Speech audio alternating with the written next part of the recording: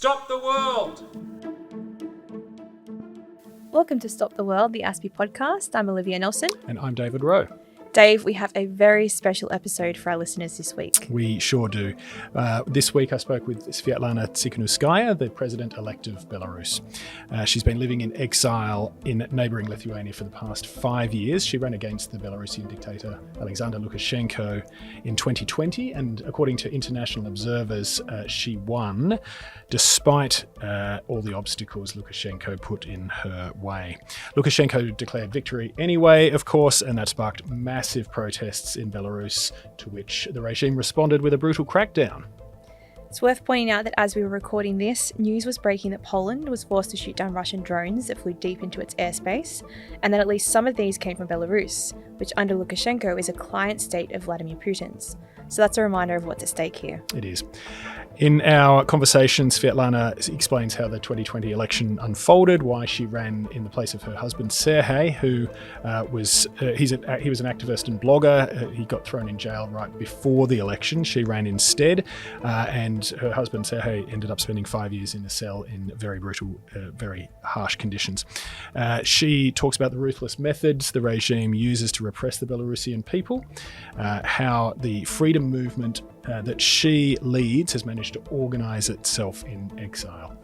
She also talks about Lukashenko's relationship with Putin, the importance of Ukraine, the role of the United States in negotiating with Lukashenko, wider European security, and the impact on her own family of the life that she didn't quite choose but has taken on because she felt that Belarus's freedom demanded it. Yeah, we certainly covered a lot of ground.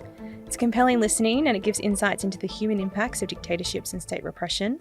Sviatlana is a true inspiration, Dave. She's very understandably become a globally respected advocate for social and political freedoms and human rights, and we were very grateful to have her on the podcast. She is that indeed, and we were that indeed. So enough from us. Here's Sviatlana Tsikhanouskaya. Sviatlana Tsikhanouskaya, President-elect of Belarus. Thanks so much for joining us. It's an honour to have you on Stop the World. Hello, everyone. I want to start with a recent recap.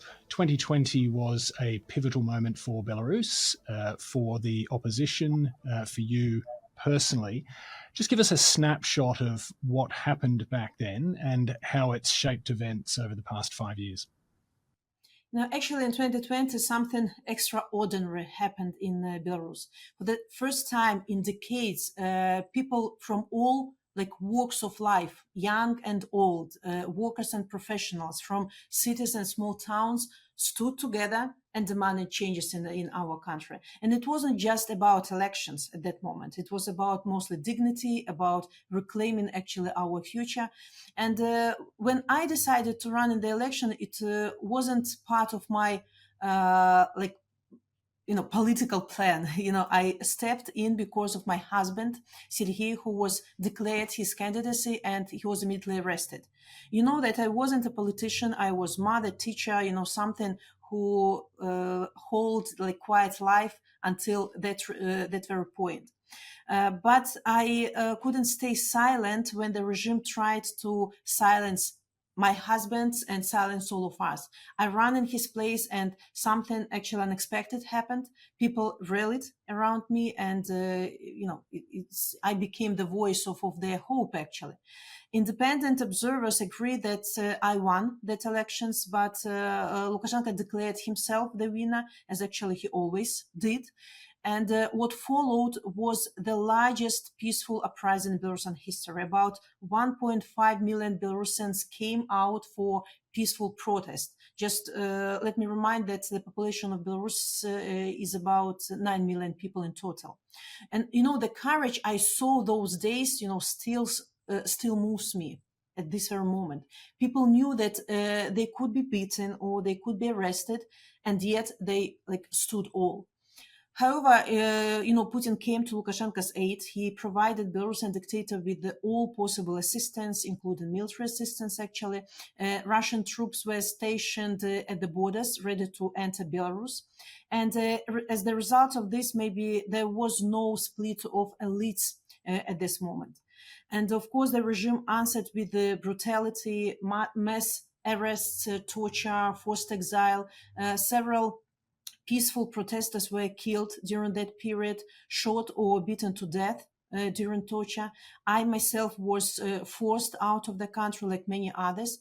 But, honestly speaking, those events reshaped our national identity. At that moment, we stopped being afraid, maybe. And even now, 5 years later, this spirit of uprising lives on and is the foundation of everything we've built since, our institutions, our resistance, and our vision for democratic Belarus.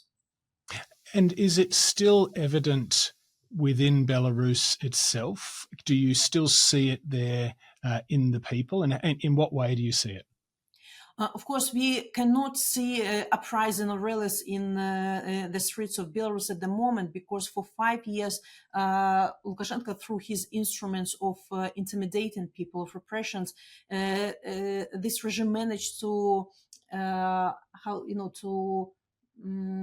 silence people. But people's movement lives underground. Till now, there are small acts of sabotage, small acts of resistance. We get a lot of information from people on the ground. So people are not just waiting when changes will come to Belarus. We are preparing, and people on the ground doing everything possible they can in such circumstances to help those who can be more vocal. I mean, you've given us a picture already of the nature of the regime. You talked about the torture, the beatings, the repression, murder, imprisonment. But tell us a bit more about how Lukashenko has so effectively held on to power, how he has repressed systematically the Belarusian people for, 31 years that he's been in power. Lukashenko's regime is built entirely on lies, repressions, and fear. It is like personalist dictatorship where one man clings to power at all costs. For these 31 years, as you said, he has destroyed every independent institution, the courts, the media, the education system, civil society, and he holds fake elections, to create the illusion of legitimacy. But in reality, he governs only through violence and coercion. What is worse, the regime has surrendered Belarus' sovereignty to Moscow. Lukashenko stays in power today only because of Putin. In return, he has turned our country into military outposts. Russian soldiers train on our land. This month, there are joint strategic exercises with Russia, Zapad 2025. Russian nuclear weapons are deployed in our country, and Lukashenko doesn't serve to Belarusian interests. He serves only to his own survival. And, for ordinary Belarusians, life under this regime is really a nightmare. We live like in Gulag times, in Stalin's time repressions, because thousands have been arrested. Many are tortured. Some people die in prison. You can be detained for everything. For reading independent news or showing support to Ukraine can land you in jail. Even buying a Christmas present for a child of political prisoner, it's a crime in our country. So this is not a governance, it's like hostage taking. And our whole people is being held captive by the dictator who answers to the Kremlin, not to his people. Now, the movement that you lead from exile is more than an opposition, as you say. By any objective measure, you won against all the odds the 2020 election. So you're really leading a government in waiting. Just explain how you and your colleagues have sustained that and remained sort of cohesive and organized from exile. It's quite an unusual thing, it seems to me. After 2020, of course, we knew that we couldn't wait passively, for change. We had to organize. And for these 5 years, we created a government in exile. It is consisted of Office of President-elect.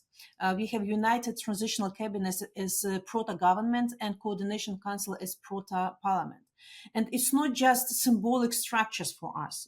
They are like the backbone of a future democratic state. We actually studying how to live in in democracy. So our institutions are made up of politicians, civil society leaders, legal experts, even defectors from the regime. We provide humanitarian support, legal aid, policy development, and international advocacy. We coordinate with the Belarusian communities in exile. We maintain contacts with the activists inside the country, even under such harsh repressions in Belarus. Many countries, recognize me as a legitimate representative of Belarus. We have formal relationship with the European Union, with national parliament, and with the institutions like Council of Europe, for example. We actually achieved made many unprecedented steps. We launched strategic dialogue with the USA. We are like people, nation without state. Our state is seized by a dictator, but we are building our proto-state at the moment. We have strategic consultations with Canada and the UK.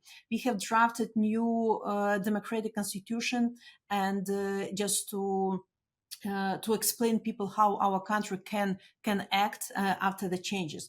What is one of our essential achievements? We started to produce new Belarusian passports for those who are in exile. That regime deprived Belarusian people who live in exile the right to renew our documents. And if our passport is expired, we stateless people. So that's why we are producing this kind of documents. It's still not recognized politically, but we understood that it will be a rather difficult project, but we have no way out of this situation at the moment. In other words, we are not just waiting for freedom to come. We are building this foundation right now. We are showing to Belarusians possible future if we are in Europe, if we are a democratic country, and encourage people to just do what they can wherever they are. Tell us a little bit about, that's remarkable, let me say. Tell us a bit about the experience of being a dissident. How does it affect your life? And what are the qualities that you found it has brought out in you, either good or bad? I never planned this life. I was teacher, I was mother, and I stepped only because my husband was jailed. Of course, since then, I have learned to be strong because I had to be. Living in exile is really painful, and every day is a battle. But it also brings purpose. I carry the voices of millions who want freedom, and actually this gives me strength. For being in exile, for this period, I learned a lot about international politics. For example, about how to speak in front of huge audience. And of course, you get tired sometimes, but you cannot just walk off the stage, anymore than a political prisoner can leave their cell. So also being in exile is a lonely path, honestly speaking. You miss your home, you miss your friends, you miss normal life. And every day you worry about those who left behind, especially political prisoners. But you also discover strength you didn't know you had. You realize that you're fighting for others, and you are never really alone. And of course, this struggle and living in exile changed me. It made me braver. It made me more determined, but it also made me maybe more human. I see now that the fight for freedom is not just about politics. It's about love. It's about dedication. It's a fight for not only for your family, but for your country. So you're thinking more in huger scales at the moment. So, and of course, the dream of every person who live in exile is to return home. Home, it's the country we'll get after Lukashenko regime will be destroyed, and together again we will have to rebuild everything that Lukashenko ruined through all this 31 years. You mentioned being a mother. You have two children. I think is it roughly 10 and a teenager. How do you articulate it to them what you're doing? Of course, they know that I'm a politician, that I'm fighting for their future also. Um, it's really also big challenge for children who stay in Belarus or who had to flee, because it's like a lost childhood for them. Because they, for example, I don't spend much time with my children, but they know why I'm doing this. And what is very important for me, that of course their life is hard. They have to study in different countries, or those who stay, they are have to distinguish propaganda from like real life. But I think that I want to hope that after changes, our children will be cherish what we are fighting for, what we are building for them, and that they will never allow new dictatorship in our country, knowing what price we are paying for this. Yeah. So your husband, Siarhei, as you mentioned, was imprisoned, I think, for 5 years. It's impossible to think it didn't change him. I mean, obviously, he was physically very different when he came out. It's hard to think he wasn't mentally and emotionally very different as well. Just tell me about the impact on him. How did you find him to be a different person when he came out? So just to remind that Siarhei spent 5 years in prison, and most of them he was kept in solitary confinement. For a long time, we didn't even know if he was alive. The regime kept him completely incommunicado. And of course, it was psychological torture for him and for all the family. When he was finally released or deported, as we call it, thanks to quiet diplomacy and pressure from the US and European countries, it felt like a miracle. But I have to be honest, it's not easy. Freedom after so much suffering is complicated. Siarhei is recovering, and we are like rebuilding our life together.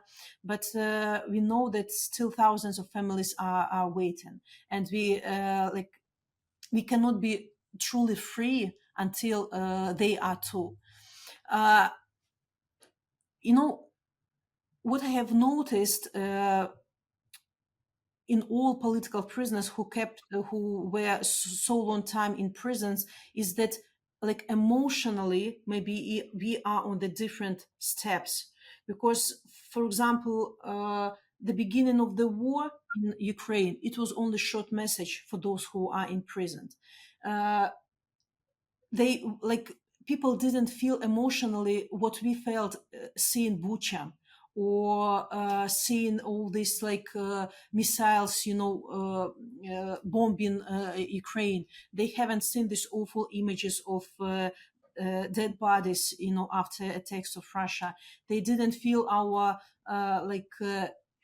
so-called happiness when Russian ship was bombed. This famous phrase about this Russian ship. So, and simultaneously, we haven't felt the pain of those people who were kept in prison. They feeling of loneliness.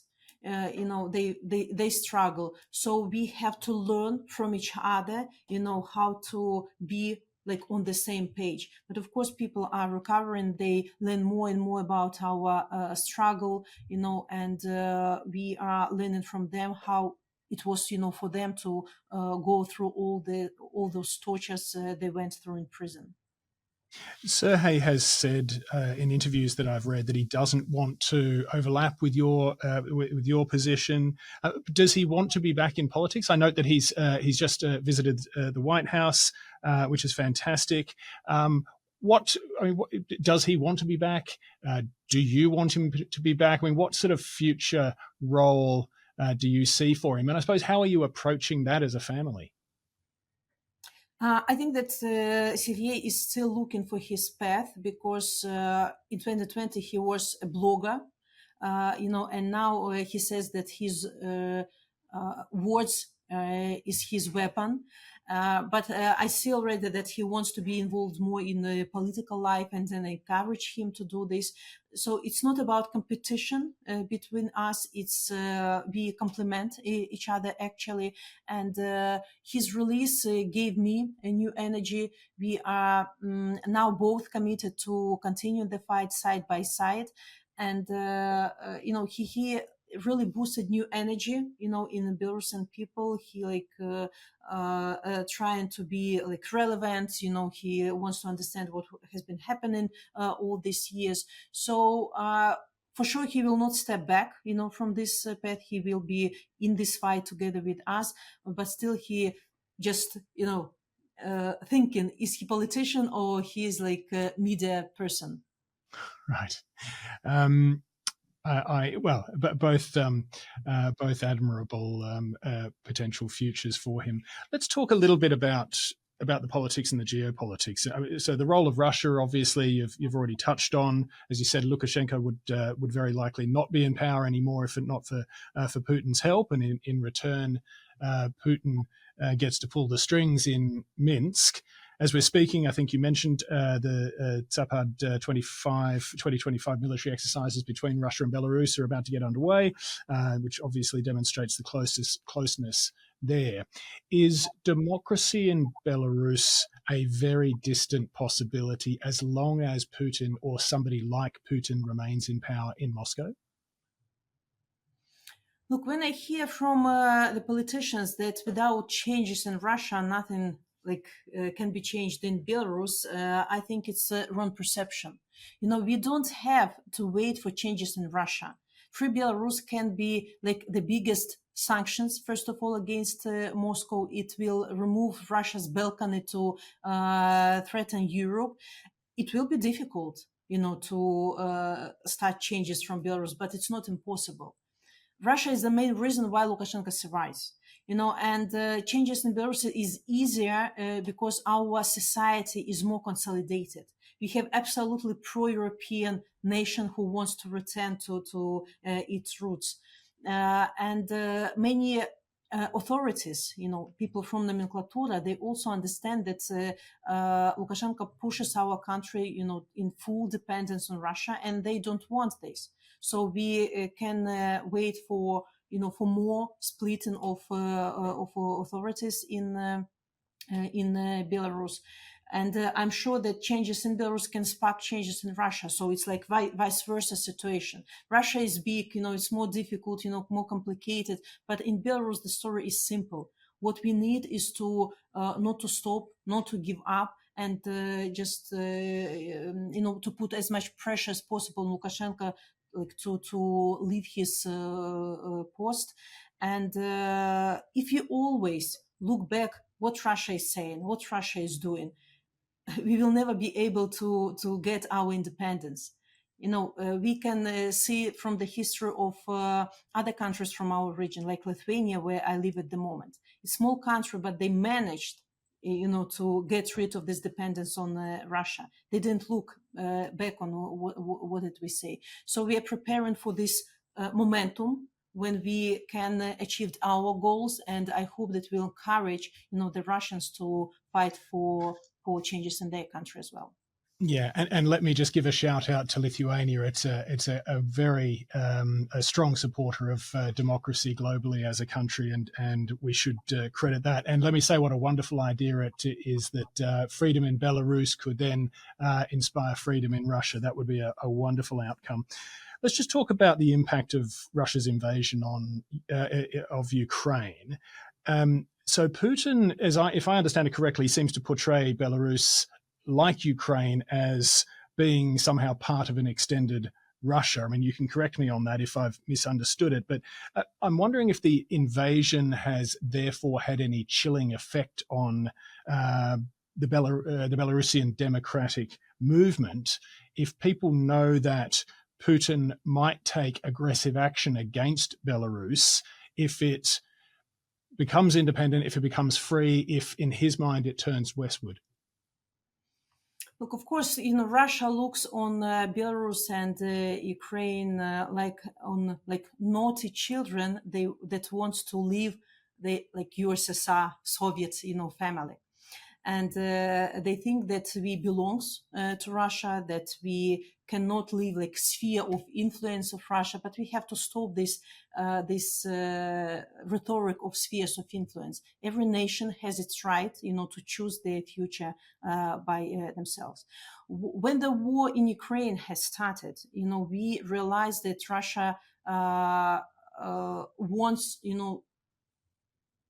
Ukraine as Belarus with Lukashenko, obedient, who will like serve to Russia's interests, not to Ukrainian. And I think that the war in Ukraine even boosted Belarusian resistance movement, because we understood that, first of all, our country became, because of actions of Lukashenko, co-aggressor, that we can lose this connection, Ukrainian-Belarusian connection, and we have to save this relationship. And we realized that we have to do everything possible, to help Ukrainians to win this war, because it will be also window of opportunity for us Belarusians. That's why our partisans disrupted railways to stop Russian trains going to Ukraine.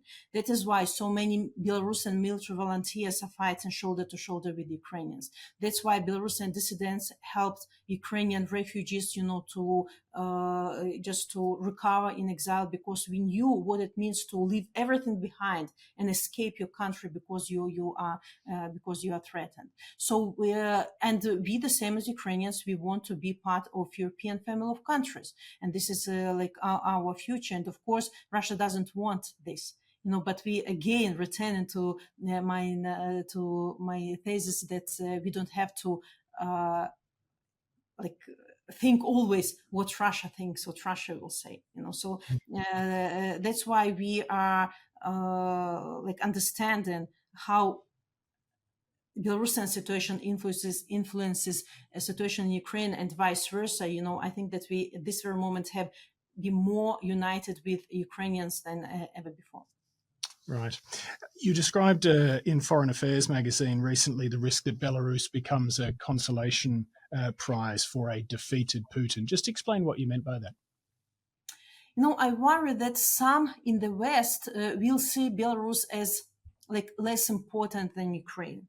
That if Russia is pushed out of Ukraine, they will keep control over Belarus as the way, to save face. And I think that I'm sure it will be a historic mistake. Belarus is not Russia's to keep. We are not buffer zone. We are a European country, and the peace in region, I'm sure, will not be complete until Belarus is free. And many politicians, or experts think that it's only humanitarian crisis in Belarus because, of political prisoners or political crisis. But we offer and insist that Belarus is also looked at from a security point of view, because if there will be Lukashenko, who is supported by Putin, it will be constant threat to the whole region. We all already see provocations on the borders, migration crisis, these drone attacks, deployment of nuclear weapon. There will be no peace, no stability in all Europe until Belarus is under dictatorship. And so you cannot leave just Belarus for one day later. We face the same threat as Ukraine, and we want the same future in freedom and Europe. So, last point, that we want Belarus to be a reliable and safe partner for our neighbors rather than a source of constant threats. You've credited Donald Trump for some specific actions, including the negotiation of prisoner releases, and you mentioned it before in relation to your husband. That I think followed a visit from Keith Kellogg, Trump's envoy. Do you think Lukashenko used that gesture to encourage Washington to negotiate with Moscow on Ukraine? And if not, what do you think his motive for those releases was? No, I think that Lukashenko acted out of fear. He released Siarhei and other political prisoners to avoid something worse, like more sanctions, more isolation. And as we know, for release of my husband, he got nothing in return, just picture with the General Kellogg. Of course, I will always be grateful for that help. Now we ask actually for more. Over 1,000 political prisoners remain behind bars. And Trump has a real change to make history, by helping free all of them. That would be a legacy of true moral leadership. Trump said that he expects 1,300 hostages to be freed soon, and he rightly called them hostages, because this is what they are.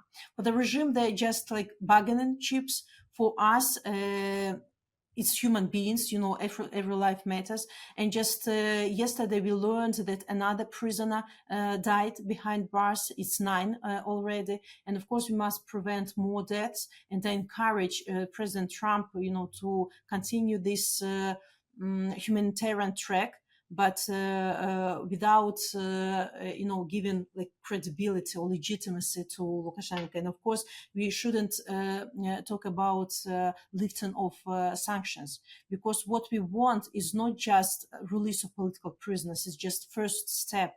We want irreversible and systematic changes in Belarus. So we have to ruin all this authoritarian system and build new one, democratic. Would you like to see more sanctions? I think that there are still space for more sanctions against Lukashenko regime. The only thing he's afraid of is emptying his pockets. And all these sanctions really painful for Lukashenko. Of course, loopholes have to be closed. Of course, there are circumvention, of sanctions, but still we have more instruments, to put pressure on Lukashenko regime. And I'm asking European Union and the USA to use these instruments. Now, President Trump is using carrots, but there are also sticks that might be used if necessary.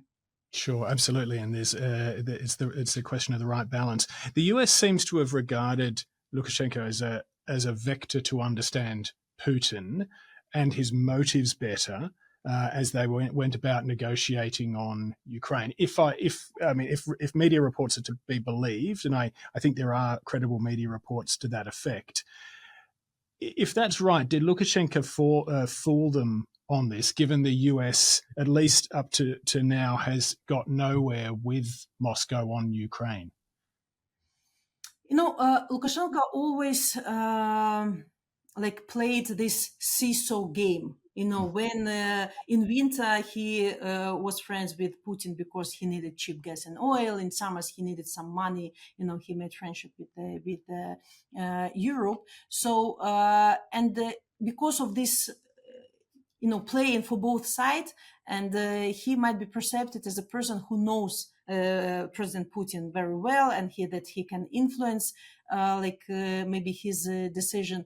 But of course, Lukashenko now is like puppet of Putin. He is not voice for changes, for freedom, or he just serves to Putin's interests. And that's why he cannot be perceived as a person who may negotiate, or who can influence Putin's decision. Lukashenko is used here. They have such kind of, symbiotic friendship. They need each other and they use each other.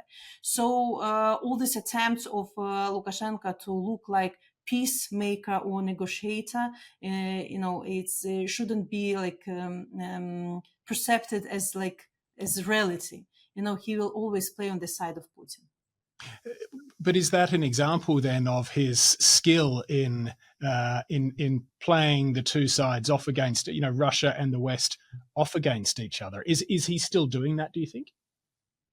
Of course, now Lukashenko lost all the possibility to play with the West, because our democratic partners, they will not forget and forgive Lukashenko for all the atrocities, for what he's doing with Belarus. And at last, I see that there is no appetite among European countries, at least, to return to business as usual with Lukashenko. For these 30 years, they realized that Lukashenko always fooled. He is not honest. He doesn't fulfill promises. So there is full understanding that while Lukashenko is there cannot be changes. Lukashenko cannot be re-educated. So now Lukashenko plays fully on the side of Putin, and it's not possible to bring Lukashenko closer to democracy, closer to Europe. You've touched on the importance of Belarusian freedom and what that would mean for the region. What it would mean for the security of Europe and for for Europe overall. And it's worth looking at a map, and I urge our audience to get out a map and actually have a look. But if Ukraine is liberated and Belarus manages to topple Lukashenko, there really will be a wall of democracies to Russia's west, stretching all the way up to the Baltics. So just give me your overview of just the geopolitical significance of that, both to Europe but also to the wider world. If or when Ukraine is liberated and Belarusians succeed in toppling of Lukashenko, the map of Europe will change, not with borders, but with values. We wouldn't finally see, a wall of democracies, from the Baltic to Black Sea. It will be strong, united shield against tyranny, and this for sure will be like geopolitical earthquake. For Putin, this would mean losing his last foothold in Europe. For the EU and NATO, it would mean having secure, democratic neighbors, not dictators who use borders as blackmail or launch pads for aggression. For Ukraine, it would mean safety. For Moldova, Georgia, and others, it would be a signal that you are not alone. We are standing beside you. And for Belarusians, it would be the return of our country to the European family. The world must understand Belarus is not a buffer zone, is not Russia, and we European nation. And together with the free Ukraine, we can break this chain of Russian imperialism. This has choked, our region for generations. And democratic Belarus will be Putin's worst nightmare and Europe's best chance for peace. Sviatlana, you've been generous with your time. I do have one last question before I let you go. Do you think about the prospect of actually being president officially in Belarus? How do you? I mean, it's a daunting thought. Assuming power in those sorts of circumstances. How do you actually reflect on that? How do you mentally prepare for something like that? So first of all, our aim is free and fair elections. When there will be possibility to hold such kind of elections without any pressure in Belarus, it means that we achieved our first step, democratization of Belarus, where people can vote without any fear for the person they want to choose. I always say to Belarusians who are asking, how our country will look like after Lukashenko, because for so many years, when you live under governing of one person, you cannot visualize, the changes. And we have to show what will be post-Lukashenko life of Belarus. And I always honestly say to people, it will not be easy. Democratization is rather difficult, long, and also painful process, but this process for better. We will have to rebuild everything that Lukashenko ruined. We will have to reinstall all the institutions that will serve to people, but not to one person's interest. And it will be time of economical revival as well. We already now working that we will get investments, European investments, for future economy of Belarus. Of course, people wonder how we will there may be many scenarios. We look at the scenario where Russia is not friendly to Belarus, and they might cut they oil, gas supply, to Belarus, how we will sustain this. And also we are working on these topics already now, to make this process of transition, of recovering from, Lukashenko rather short and smooth. So, it will be also understanding for people that it's so easy to lose democracy, so easy to lose freedom, and it's so difficult to gain it back. But going through this difficult path with repressions, with Lukashenko, I'm sure that Belarusians will go this path of recovering much, much easier. So I encourage people not to lose hope, be prepared for better, and knowing that our future in Europe will be much, much, much better than what we have now.